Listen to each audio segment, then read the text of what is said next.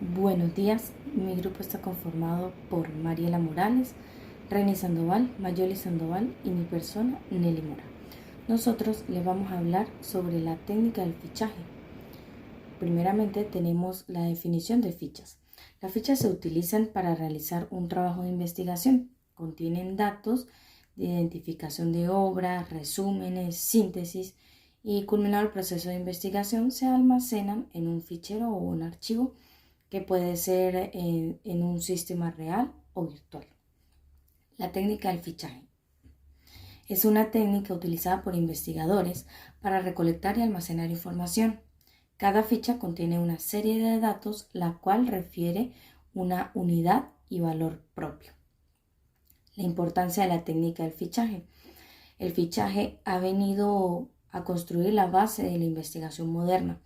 Es necesario que los estudiantes realicen sus trabajos por medio de fichas de investigación y las fichas permiten la recolección de datos y permiten la selección y el ordenamiento de la información.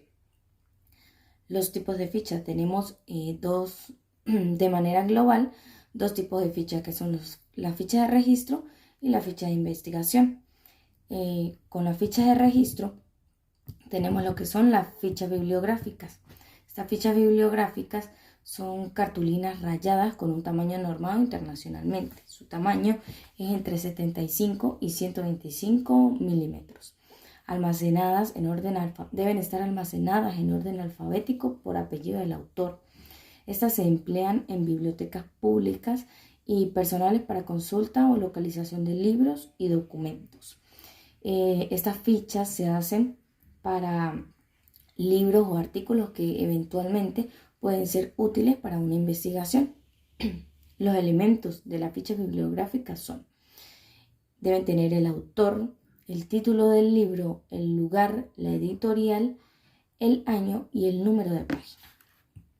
También tenemos las fichas hemerográficas, las cuales registran datos extraídos de periódicos o de revistas. La estructura de estas fichas es la siguiente. Deben tener el autor, el título del artículo, el nombre de la revista o periódico, este debe ir subrayado, deben tener el tiempo real en el que fue publicado, la ciudad del país donde fue impreso y también su número de página. En cuanto a la ficha de investigación, tenemos lo que son las fichas textuales, donde en este tipo de ficha se realiza la transcripción de un párrafo que contenga una idea importante para el trabajo de investigación que se está realizando. La lectura de las fuentes para obtener información se realiza en función del plan de trabajo. Es decir, no se leen corridos los libros, artículos o documentos, sino los capítulos o las partes que sirvan para la investigación. En esa lectura selectiva y analítica se debe localizar e ir tomando notas, datos o ideas que se tienen de interés para la investigación. Las técnicas más recomendables para la elaboración de una ficha textual son las siguientes. Se debe registrar en tarjetas de información más significativas de acuerdo con el plan de trabajo. Las citas textuales siempre se escriben entre comillas para distinguirlas de los comentarios o ideas personales del investigador. Toda cita textual debe ser breve, tener una unidad y representar una sola idea. Ahora bien, si una parte del texto es innecesaria, pues esta puede eliminarse. Entonces en su lugar se anotan 3 puntos para indicar que esta parte se ha suprimido. Se debe realizar la transcripción del texto previamente consultado, por lo cual la información seleccionada debe estar entre comillas. Luego de colocar la cita, se deben colocar las referencias bibliográficas, donde debe incluir el nombre y apellido del autor, el título de la obra o del artículo y los números de páginas. Debe tener la clasificación del material en la parte superior derecha del documento y la nota extraída del texto plasmado, entre comillas. También tenemos las fichas de resumen, las cuales, como su palabra lo dice, es un resumen del artículo, registra los datos principales de un tema a estudiar, suele plasmar ideas de un autor, pero sin desarrollar una interpretación. Es muy importante esto. Se plasman las ideas del autor, pero no se hacen interpretaciones en los resúmenes. Los elementos que tienen esta ficha son el título del documento o del artículo, el autor, las ideas principales, las referencias bibliográficas y las notas que se quieran realizar de estas fichas. Y por último, tenemos las fichas de síntesis, que son las fichas que se utilizan para consignar con pocas palabras un texto. Su principal característica es ser lo más fiel del texto original sin entrar en un parafraseo. Los elementos de esta ficha deben tener el autor, el título del artículo, el año, la ciudad y país donde se realizó, la editorial, el número de página y el tema estudiado o consultado. Las preguntas son esenciales para establecer una interacción efectiva. Forman parte de la comunicación de la civilización y se utilizan en todo tipo de lenguas. Existen varios tipos de preguntas. Mencionaremos las 9 más comunes.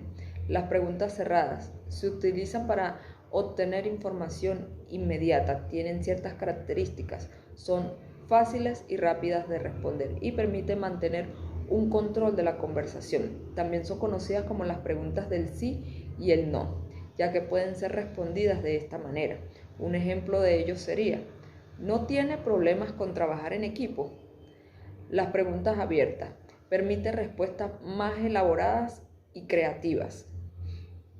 No se puede responder con un simple sí o un no, y se usan para indagar sobre los pensamientos o ideas nuevas. Un ejemplo: ¿qué opina usted? Las preguntas reflexivas aportan información observable sobre la persona que está respondiendo, más allá de la respuesta que éste pueda dar. Pueden ser hipotéticas o condicionales. Un ejemplo: ¿le parece que se pueda algún día lograr la convivencia respetuosa en el Medio Oriente? Preguntas directas se usan para dirigir sutilmente a la persona a que elabore sus respuestas en función de una situación en particular. Por ejemplo, ¿cómo logras mantener la compostura bajo esta situación bancaria tan crítica? Preguntas de opción múltiple. Son preguntas directas, cerradas, y obligan a la persona a que escoja la opción que sea más satisfactoria dentro de una serie de alternativas. Generalmente son dicotómicas, pero se le puede ofrecer más de 2 alternativas. Las preguntas retóricas están diseñadas para despertar la capacidad de pensamiento o crear empatía. Generalmente las acompaña un tono humorístico, sarcástico o irónico. Un ejemplo: ¿por qué me pasa esto a mí? Las preguntas de clarificación buscan ahondar un poco más en la respuesta anterior para eliminar cualquier tipo de duda. Por ejemplo, ¿qué intentas decir cuando dices eso? Preguntas embudo. Son preguntas que comienzan siendo abiertas y terminan siendo cerradas. Por ejemplo, ¿cuál ha sido su última experiencia laboral? Y finalmente, las preguntas trampa, que son creadas para generar confusión en la persona que está respondiendo. Por ejemplo, ¿te gusta trabajar en equipo? Buenos días. Continuamos con lo que son las preguntas mal redactadas. Al momento de realizar una encuesta debemos tener mucho cuidado cuando se planteen las preguntas, ya que una pregunta mal redactada puede ocasionar que estemos obteniendo información errónea diferente a la que necesitamos o que el encuestado termine por abandonar la encuesta. Ejemplo de preguntas mal redactadas tenemos lo que son las preguntas ambiguas. Al redactar una pregunta puede llegar a ser ambigua y confusa, haciendo que sea imposible de responder. Este sesgo hace que los encuestados interpreten de forma diferente la intención original de la pregunta, ocasionando respuestas inválidas. Ejemplo de ello es: ¿desde cuándo hace que no consumes bebidas energéticas? Otro ejemplo de ello son las preguntas que no responden el objetivo de estudio. debemos tener claro cuál es el objetivo que queremos analizar en nuestro estudio y que las preguntas giren en torno a este. Las preguntas del cuestionario, cuando no responden las dudas al objetivo de estudio, ejemplo de ello, si el objetivo a analizar son las estrategias comunicacionales desarrolladas por una empresa productora de vino, pero las preguntas de la encuesta no aclaran la percepción de los consumidores de vino ante la marca estudiada, siendo que este es uno de los objetivos específicos de la investigación. Otro de los errores que se comete es cuando cargamos las preguntas de tecnicismo o jergas, las cuales llegan a ser imposibles de entender por el encuestado. Ejemplo de ello es querer realizar una encuesta sobre computación, pero le preguntemos al público que no es experto en esta área, colocando las siglas HTTP. Otro de los errores que comúnmente se comete es cuando se quieren preguntar dos o más cosas en una misma pregunta. Ejemplo de ello se puede identificar cuando conseguimos la conjunción y u o dentro de la pregunta. Si lo conseguimos, pues lo más probable es que estemos realizando dos preguntas. ¿Qué ocasiona este tipo de preguntas? Que al final no sepamos si el encuestado nos está respondiendo la primera o la segunda parte de la pregunta, por lo cual pues vamos a tener un análisis erróneo. Ejemplo de ello fue fácil encontrar el producto y lo compró. ¿Cómo se debería realizar? La tienda le facilitó la búsqueda del producto como primera parte y como segunda parte, compró algún producto en nuestra tienda en su última visita. Otro ejemplo de ello sería, ¿cómo calificaría el proceso de formación e incorporación? Se debería realizar en dos partes. Ejemplo de ello, ¿cómo calificaría el material de formación? Y la segunda parte, ¿cómo calificaría el proceso de incorporación? De esta manera, pues nos responderán precisamente cada una de las partes que necesitamos saber. Avanzamos con las preguntas cargadas y las preguntas capciosas. Las preguntas cargadas y supuestas. El objetivo de la encuesta debe obtener una respuesta honesta que ofrezca información y comentarios sobre la experiencia del cliente. Una pregunta cargada contiene una suposición sobre los hábitos o percepciones del cliente. Al responder a la pregunta, los encuestados también acaban, sin darse cuenta, en estar de acuerdo o en desacuerdo con la afirmación implícita. Por ejemplo, ¿con qué frecuencia hace ejercicio 2 veces al día? La información calificativa requerida es que el cliente haga ejercicio y que lo haga 2 veces al día. Dado que en este tipo de preguntas suele basarse en un contexto, para solucionar estos errores siempre es necesario reformular la pregunta. Se pueden dividir la pregunta en dos partes. Si el cliente hace ejercicio 2 veces al día y luego preguntar con qué frecuencia lo hace. Preguntas capciosas. Hacen que la gente respondan de una manera u otra en lugar de dejar un espacio para la objetividad.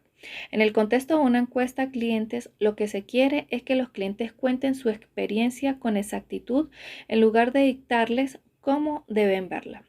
Normalmente se pueden identificar las preguntas capciosas buscando adjetivos, palabras cargadas de contexto o tendenciosas que enmarcan la pregunta de una forma positiva o negativa.